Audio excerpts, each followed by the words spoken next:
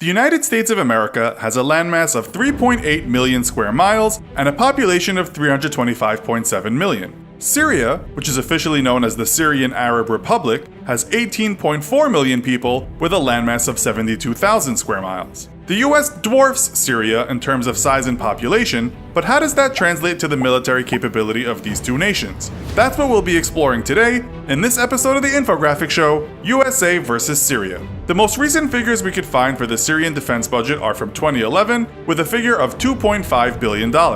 As for the US, President Donald Trump recently proposed an increase to the military budget to $681 billion. Of Syria's 18.4 million people, there are only 150 to 178,000 active personnel. The US military, on the other hand, has a little over 2 million personnel, of which 1.28 million work as active personnel and 800,000 are reserves. It also has some of the best special forces outfits in the world. The United States has a hefty 8,848 tanks against Syria's smaller number of 4,600 tanks, and with armored fighting vehicles, Syria is far outmatched, with the US holding 46,000 vehicles to Syria's 4,000. Other land vehicles include self-propelled artillery, with the United States holding more than double at 950 to Syria's 460, and rocket artillery, where the US has 1197 to Syria's 582. When it comes to air power, the US also far outweighs Syria, with a total number of 13,362 aircraft versus Syria's 706. With fighters, the US has 388 and Syria is a little closer at 278. Multi-role aircraft, the US has 2,062 to Syria's 40, and other aircraft, including attack aircraft, the US has 470, Syria 120. As for helicopters, the US has as many as 5,000 to Syria's 163. Looking at naval power, the US also shadows Syria with 436 total ships to Syria's 64. Where the US has 20 aircraft carriers and 85 destroyers, Syria has 0. And under the water, the US has 70 submarines to Syria's 2. A battle fought at sea between these two nations would be a very one-sided contest. And what about nuclear arsenal? The US was the first country to manufacture nuclear weapons and to date is the only country to have used them in war, with the bombings at Hiroshima and Nagasaki during World War II.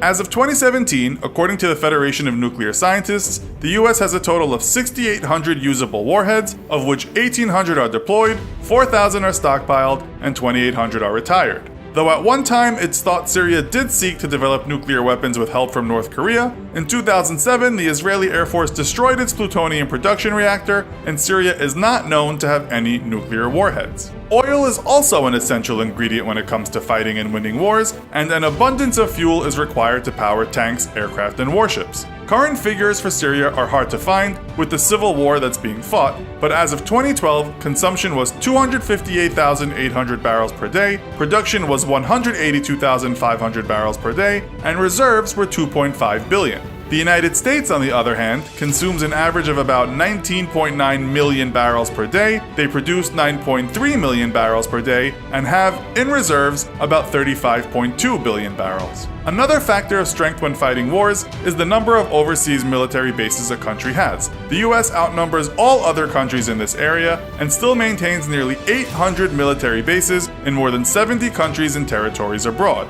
And though Syria plays host to other countries' military bases, by contrast, they have none overseas of their own.